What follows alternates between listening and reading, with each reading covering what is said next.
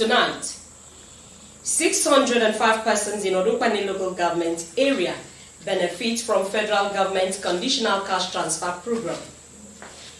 National Drugs Law Enforcement Agency arrests kingpin at Abuja airport for ingesting 87 wraps of cocaine. Plus, former National PDP chairman urges leadership of political parties in Nigeria to embrace peace for nation building. Details shortly. Good evening and thanks for joining us on the news. I am Oduak Etam. A total of 605 beneficiaries of the federal government household uplifting program conditional cash transfer in Odukwane local government area of Cross River State have received their stipends. The joy of the beneficiaries was overwhelming as they expressed gratitude to the federal government for improving their lives and making life more meaningful. Maureen Liu Achom has details. Stella Ikpeme, a mother of 6 among other dependents who looked up to her for their basic needs, a petty trader and a farmer. Stella says life has been challenging, but as a beneficiary of the conditional cash transfer program, there is a good story to tell. I used the money for paying my children's school fees. I used the money and add in my farm work, which I was doing.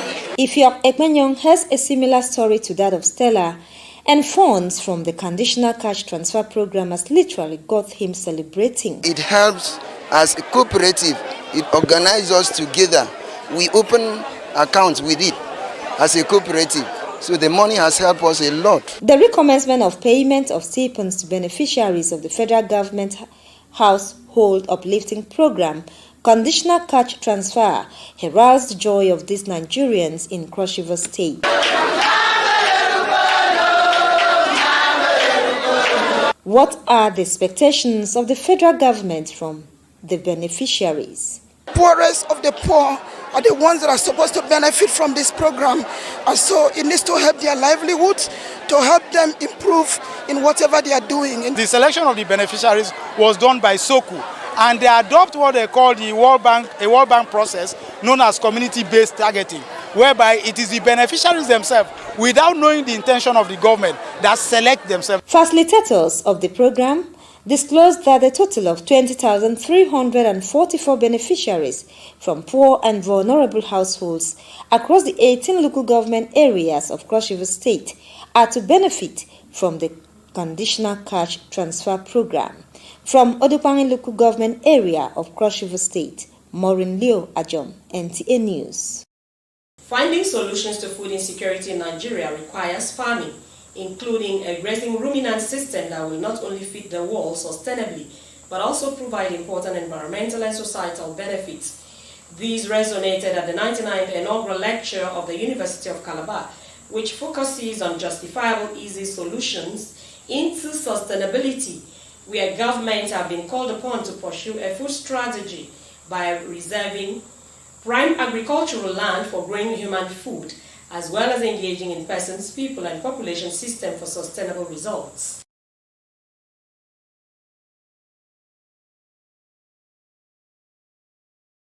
Agriculture is a key sector in Nigeria's long-term food security plan, as it has been an area with potential, both in crops and animal farming.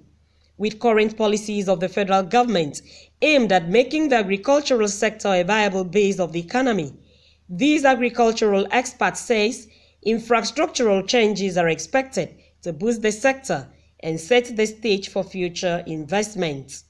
This was at the 99th inaugural lecture in the University of Calabar, where the presenter and professor of ruminant nutrition, Department of Animal Science, Ayoko Saji, speaks on the theme, Justifiable Easy Solutions onto Sustainability and the Food Need. We must do things differently so we can improve our agricultural processes. So if we change the things, increase the productivity of our processes, we can have more food. The university done, who highlights several approaches for achieving sustainability and the food need, such as limiting food losses and waste, eating more plant-based food, pointing out that healthy animals are productive and produce healthy and nutritious food. If we change our ways of life, we'll have enough food on the table and everybody will be happy. I want to implore Nigerians, we must go back to farm. Our little corners in our homes, we can use them to grow and the homegrown agriculture. With Nigeria showing its strong ambition in accelerating agriculture for large-scale production and food sufficiency, there is hope that with the political will and fundamental investment in research and development, Nigeria's efforts in agriculture advancement will be attained. In Calabar, Uduak Etam, NTN News. With the rains at its peak in Cross River State, South Nigeria, indiscriminate dumping of waste into the drains have been identified as major cause of flooding during rainfall in the state. Paul Ebel reports. It is a common sight in Nigeria's south region to have coastal floods, and Cross River is not exempted. There seems to be a slight twist from the norm because the state has not witnessed any coastal flood this year. The state capital, Calabar, with a good network of drainages, allows rainwater to be emptied into the river minutes after rainfall. In spite of these facilities to mitigate flood, few areas in Calabar South and Calabar municipality are still prone to flooding when it rains. Poor waste management. You can see a lot of condemned tires were dropped into the channel. These ones, once they are there, they impede flow, and normally the storm water carries sand and other debris with it. Once they meet such obstacles, they continue to pile up until water will not flow. So if we manage our waste properly, we will have a reduced incidence of flooding. Research shows that flooding comes with several consequences to households, commuters, businesses, roads, and other facilities. As the rain is dropping, if everywhere is wet and flooded, business activities will not strive well. Customers will not come. They don't have where they will step in or step out to visit where they are buying or they are selling. What I see that it used to affect economic activities, that it will just slow movement of vehicles, and queues of vehicles will just be happening around. When we experience a heavy downpour, you discover that the water flood has covered the runabout all, and some motors have a commotion of jamming themselves, and the effect from people, instead of the taxis dropping in the normal place, some drop at the middle of the road. The water has already eaten the road, and the road has gotten inside. The road is already been bad. With Cross River on the list of NIMET as one of the 34 states to experience flooding this year, what is the role of government and residents in preparation ahead of the prediction? So we are calling on government establishments, government functionaries, all the people patrolling, monitoring the green areas to make sure that those areas that are always conserved are well conserved. Then the flooded area, they should look for a way to put up drainages to make those areas dry at all times. The relevant agency on a drainage system, like the waste management, those who are in charge of environment, should always ensure they go around, do routine check on all drainages, all blockades, so that all this kind of flooding should not be continuing. We will look at keeping the drains free of any blockage. Where we need to reconstruct, we will advise. The ministry, as an MDA, is constantly educating the populace on how to manage waste. You see, they dropped waste receptacles here and there so that people don't throw waste indiscriminately. If we desist from dumping waste indiscriminately, this incident will greatly be reduced. It is hoped that when all and sundry play their roles, the issue of flooding will be properly checked in the state.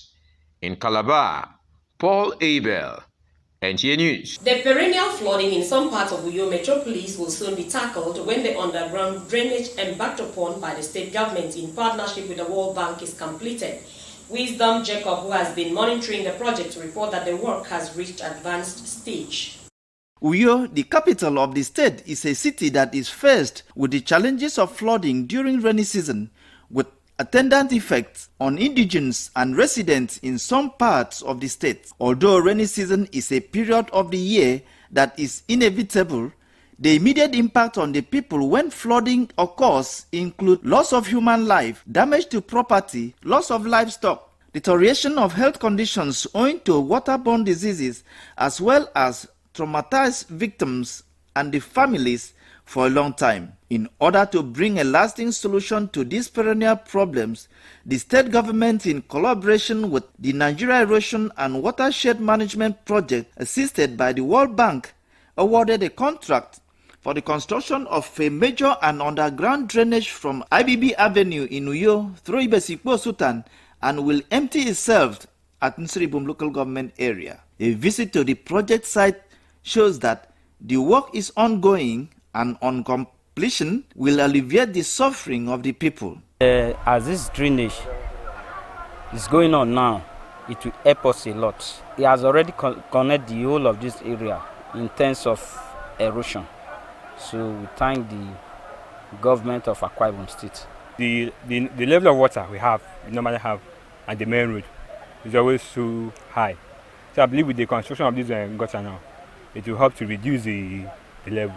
The site engineer handling the project comments on progress of the job and the challenges.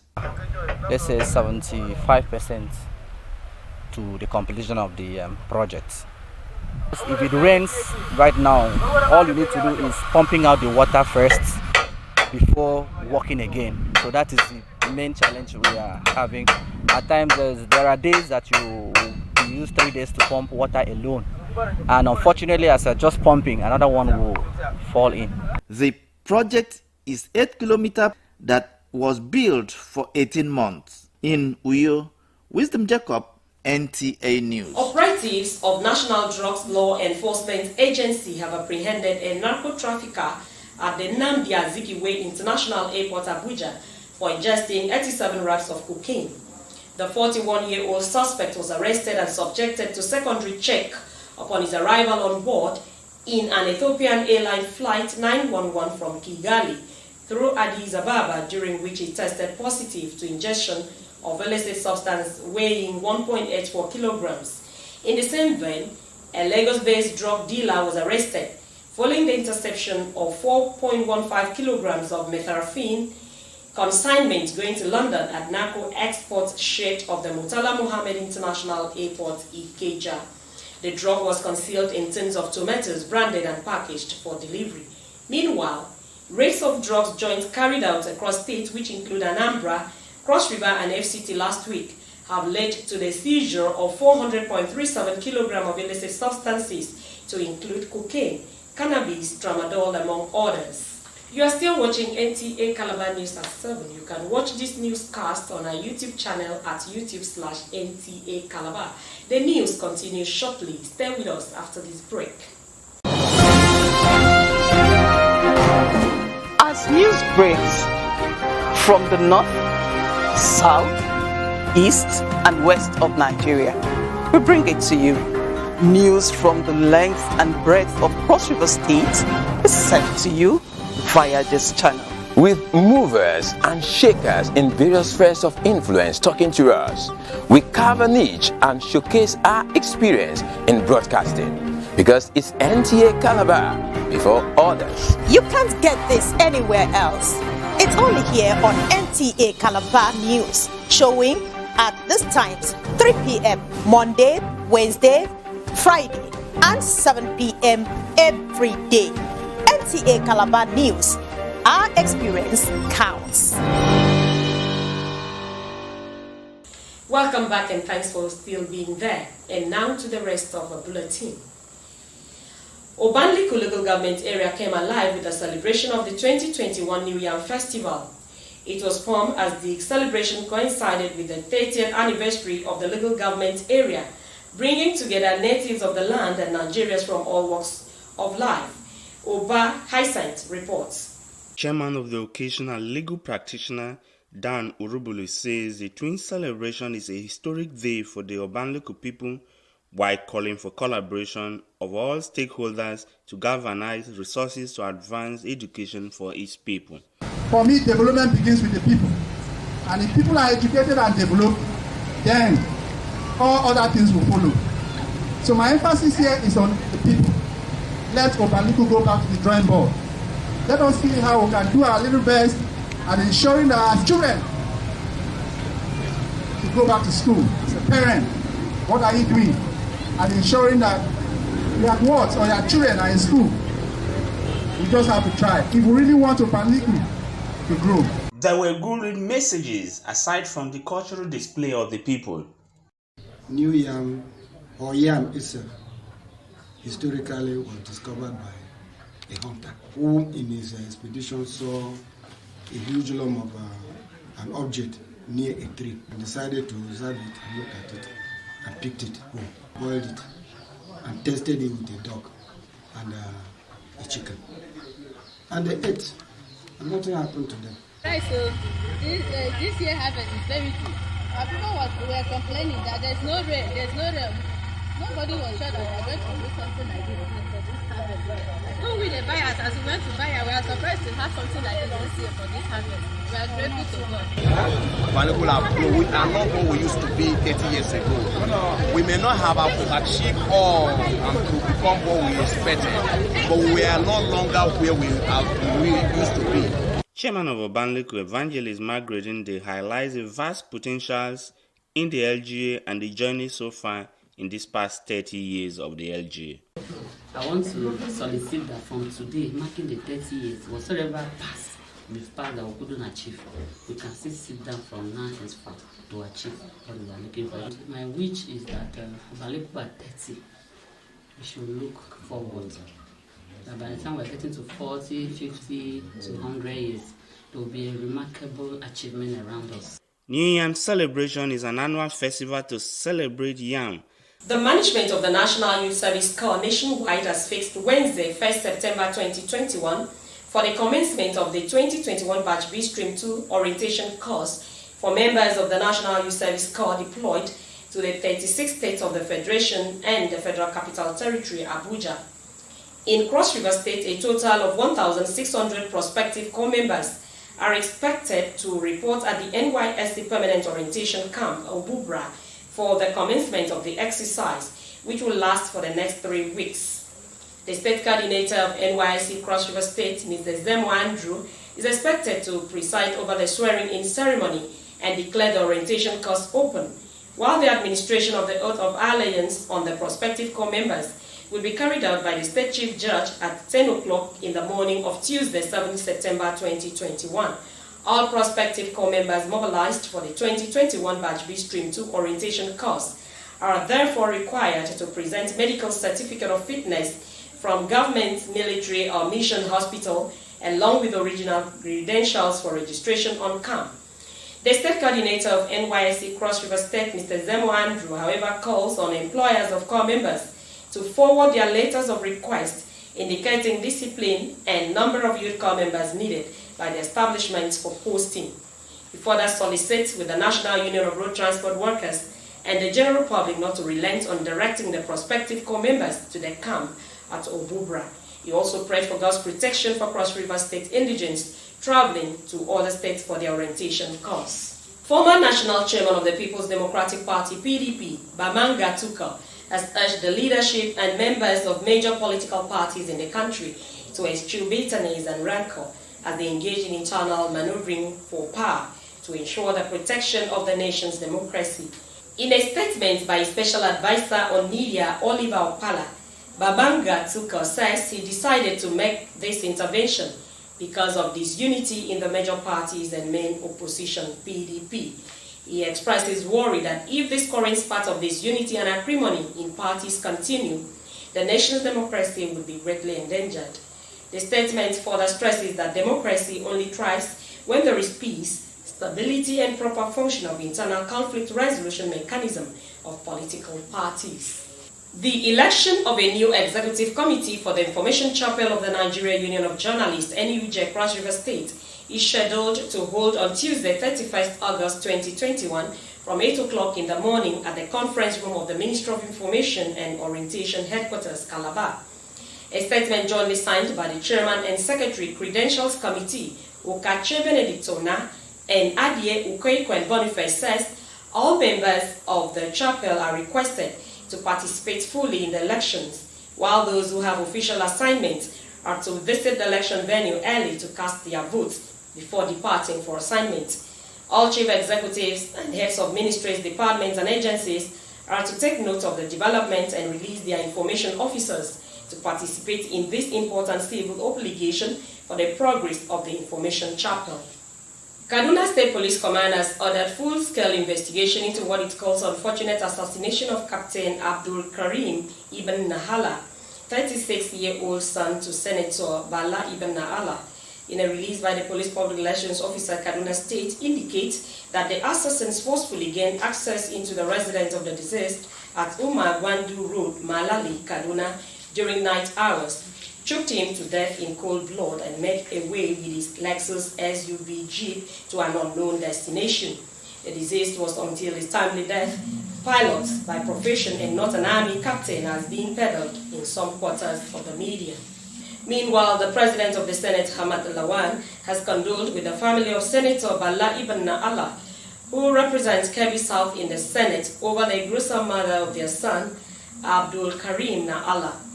In a statement by the Special Advisor to the President of the Senate on Media and Publicity, Ola Awoniyi, Senator Lawan said he is deeply saddened by what he described as the dastardly murder of the young pilot by yet unidentified cowardly criminals. The Senate President urged the security agencies to thoroughly investigate the incident and bring the perpetrators and others unleashing terror across Nigeria to justice. He called on Nigerians to support security agencies in fighting crimes and insist that Nigerians must not allow the criminals to overwhelm the nation's capacity to secure the country, as he prayed Allah to comfort the family and the repose of the soul of the departed. The remains of late Archbishop Adedeji Emmanuel Ayinde of the Brotherhood of the Cross and Star and former legal advisor Nta Lagos, who died at the age of 82, have been laid to rest at the Hawkins Road Cemetery, Calabar. The octogenarian was buried amidst celebration as family members, friends, and well-wishers gathered to pay their last respect to the late media veteran and legal icon. Erika Ibi reports that the funeral was conducted by the Brotherhood of the Cross and Star World Headquarters, Calabar. Were some of the expressions by members of the organization. In a sermon titled "Nothing Happens Without God," Archbishop Francis Uko reminded members and non-members alike on the need to believe God, stay righteous, as well as refuse to be fearful. Wherever you accept Him as the maker of all things, brethren, you will keep the faith. In a biography read by one of the daughters of the deceased, Bolaji Ayinde Sekuni, late Archbishop Adedeji Emmanuel Ayinde, as he was fondly called by his close associates, was born in 1939 in Ibadan North local government area of Oyo State to the family of Mr. and Mrs. Aremu Ayinde. Late Archbishop Deji Ayinde, a former legal advisor and Attorney General's secretary to the board of the Nigerian Television Authority, Nta Lagos, obtained his educational qualification both in Nigeria and in the University of Bridgeport, Connecticut, United States of America, between 1974 to 1985, where he obtained degrees in law.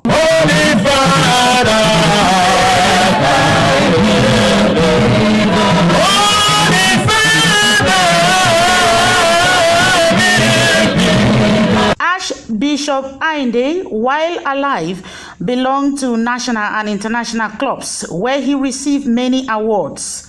He was described by his wife, Ebere, and one of his daughters as an astute brotherhood member, a loving and caring father. He was such an amazing person and my role model, and I would entirely miss him, miss his humor, miss his stories, miss his knowledge. Most importantly, he was extremely highly knowledgeable, and he shared that with the world. You know, I wish I was like him and I had all the degrees and the exposure he had. Some members of the organization in different condolences and testimonies maintained that late Archbishop Adedeji Ayinde will be missed for his fatherly role and spiritual counsel in the organization. It's not just a colleague in the legal profession, it's a very senior Brotherhood of the Cross and Star member.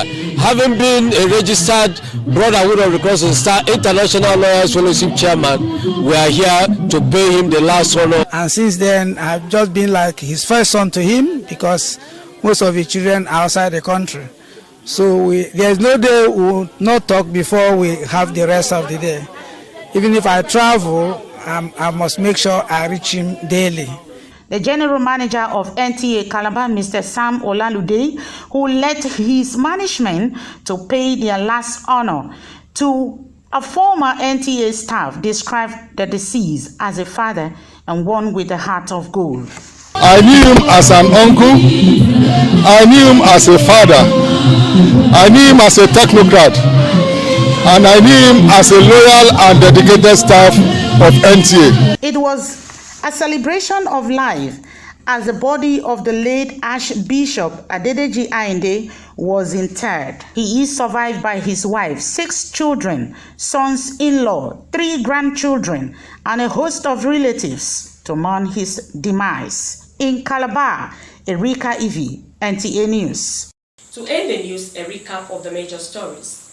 605 persons in Odopane local government area have benefited from the federal government's conditional cash transfer program. National Drugs Law Enforcement Agency has arrested Kingpin at Abuja Airport for ingesting 87 wraps of cocaine. It was also in the news that the former national PDP chairman has urged the leadership of political parties in Nigeria to embrace peace for nation building. That is it on our news. Thanks for watching and do have a lovely evening. Good night.